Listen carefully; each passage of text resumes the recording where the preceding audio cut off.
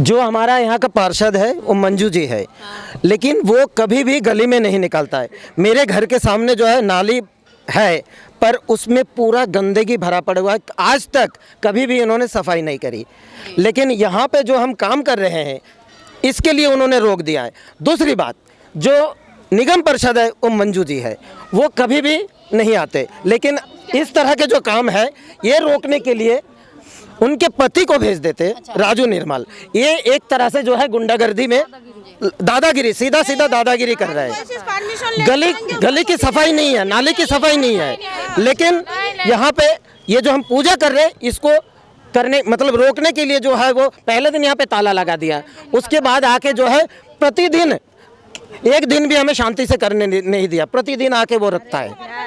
तो जैसा कि इनका एक बहुत बड़ा एलिगेशन है कि जो यहाँ की पार्षद है वो मंजू राजू निर्मल है, लेकिन मंजू राजू निर्मल कभी लोगों के बीच नहीं आती है, हमेशा राजू निर्मल जी आते हैं और लोगों से बातचीत करेंगे। मैडम बहुत बड़ा एलिगेशन लगा रहे हैं, क्या कहेंगे आप? हाँ जी, मंजू जी कभी बाहर नहीं आती है। नहीं, जो डालिया का कुछ भी काम होता है हर चीज़ में उसका पति ही आते हैं। अगर हम किसी चीज़ का परमिशन लगने जाएंगे तो भी उसका पति का सिग्नेचर आएगा, उनका कभी नहीं आते। अच्छा। हर चीज़ में उनका कुछ नहीं है।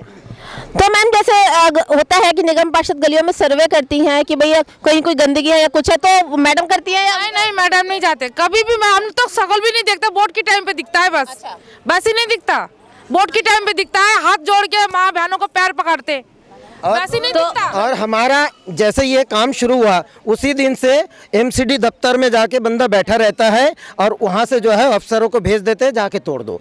हर रोज पिछले 14 तारीख से लेकर आज तक प्रतिदिन वो हमारे साथ इस तरह से दादागिरी करते आया है। और आज जो है हमारे आस्था पे बहुत चोट लगा है। हमारे सामने मैं फोटो दिखाता हूँ, हमारा जो मूर्ति थे ये देखकर आप भी एक बार हैरान हो जाएंगे कि मतलब इस तरह के मूर्ति को कोई कैसे उठा ले जा सकते हैं।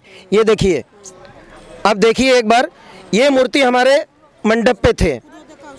हाँ, ये मूर्ति हमारे मंडप पे थे। ये किसी की रूह कांप जाएगा इस तरह के मूर्ति मतलब देखने के बाद जो है अगर उठा के ले जाता है तो।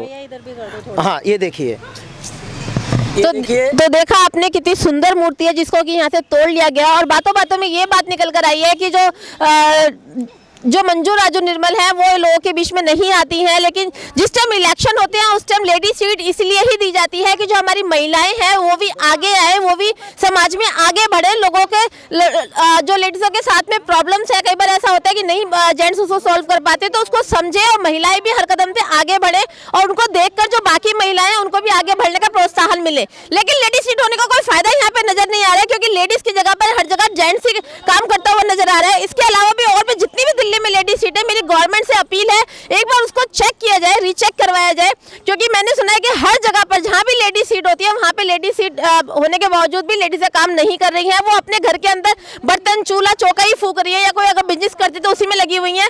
सारे काम जो है वो जेंट्स करते हैं, उनके पति करते हैं। तो बहुत बड़ा सवाल यहाँ पर है कि अगर जेंट्सों को ही काम करना है, उनके पतियों को ही काम करना है, तो लेडी सीट देने का क्या फायदा?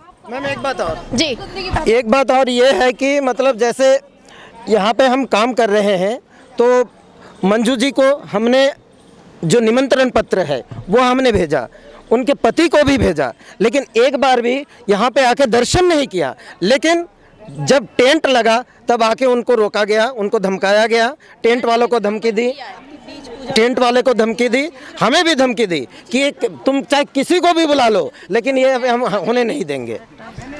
हाँ, जब हमने यहाँ पे टेंट लगाया तो उन्होंने आके बोला हम ये टेंट लगने ही नहीं देंगे, यहाँ होने ही नहीं देंगे किसी भी। हाँ, उन्होंने पूछा आपने चलती पूजा नहीं, हम लोगों ने चलती पूजा, हमारे पास परमिशन है, हमने बोला है, फिर भी उन्होंने माना ही नहीं। उन्होंने बोला हम यहाँ लगने ही नहीं देंगे, हम करने ही नहीं देंगे यहाँ पर।